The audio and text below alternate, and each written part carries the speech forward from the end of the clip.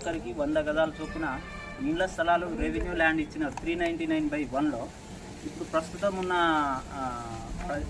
లాస్ట్లో ఉన్న గత ప్రభుత్వము శంకర్ నాయక్ గారు 44 పట్టాలకు రద్దు చేసి వాళ్ళ 44 పట్టాలు రద్దు చేసి మా 36 పట్టాల మీద ఉన్న వాళ్ళకి 36 పట్టాలు ఉన్న వాళ్ళు 44 వాళ్ళ మీద ఎక్కిస్తున్నారు. ప్రజెంట్ దాని మీద నుంచి మేము లాస్ట్ 8 నెలల నుంచి మేము దాని మీద పోరాటం చేసినాము.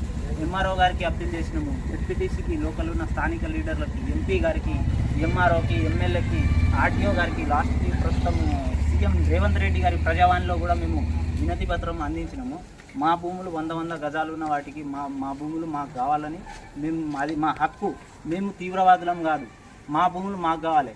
చంపిన వాళ్ళకే, మర్డర్ కేసులు ఉన్న వాళ్ళకే రిటర్ను క్షమాభిక్ష చేస్తున్నారు. మా భూములు మాకు కావాలని మేము ఫైట్ చేస్తున్నాం. అంత నేరం మేము ఏం చేసినాం?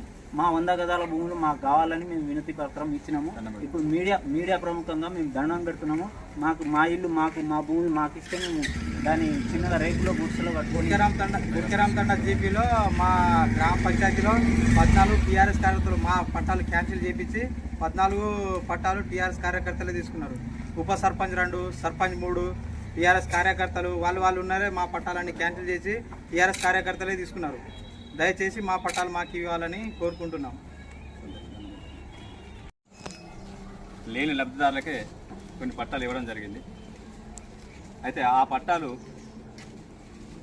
గత ప్రభుత్వం టీఆర్ఎస్ ప్రభుత్వం ఏం చేసిందంటే ఈ పట్టా ఇచ్చిన పేపర్లను రద్దుపరిచి కొత్త పట్టాలు సేకరించడం జరిగింది. వీళ్ళను దృష్టి ఉంచుకొని పట్టాలు ఇవ్వాలని మేము కోరుకున్నా కూడా అప్పుడు ప్రభుత్వం వాళ్ళు పోలీసు యంత్రాంగంతో నానా ఇబ్బందులు పెట్టి సీసాలు ఎక్కిస్తాం, కుట్లింతో తీసి బొంద పెట్టండి అని భయభ్రాంతులు చేసి ఈ లబ్ధిదారులను ఇబ్బంది పెట్టడం జరిగింది. ఎన్నిసార్లు కూడా వినతి పత్రాలు ఇచ్చినా ఆ ప్రభుత్వంలో వీళ్ళని పట్టించుకుని నాదులు లేడు.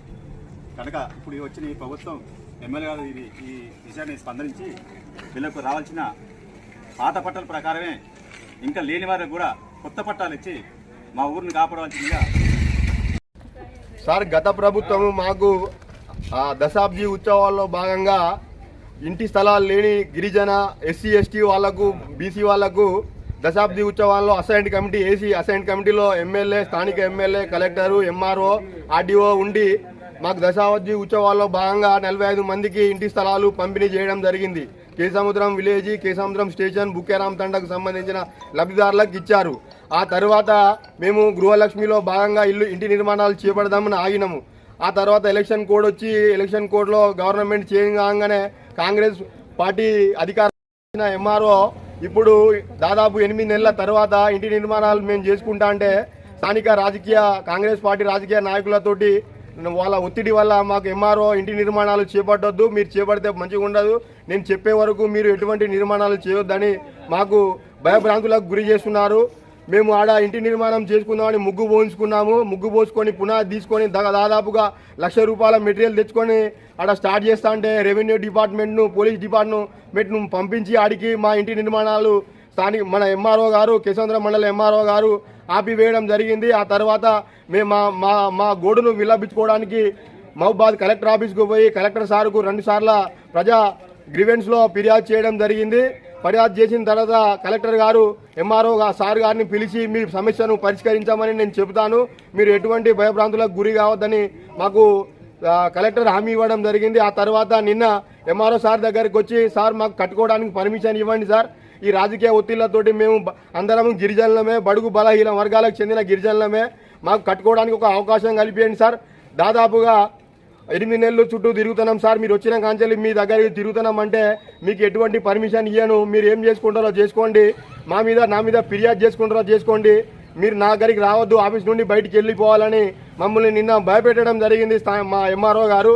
ఇటు విషయంలో స్థానిక అధికారులు స్పందించి మాకు న్యాయం చేసి మాకు ఇచ్చిన గవర్నమెంట్ ప్రభుత్వం ఇచ్చిన ఇంటి నిర్మాణ స్థలంలో ఇంటి నిర్మాణాలు చేసుకునేలా చూసి ఈ ఎస్సీ, ఎస్టీ, గిరిజనుల బడుగు బలహీన వర్గాలకు అండగా నిలబడాలని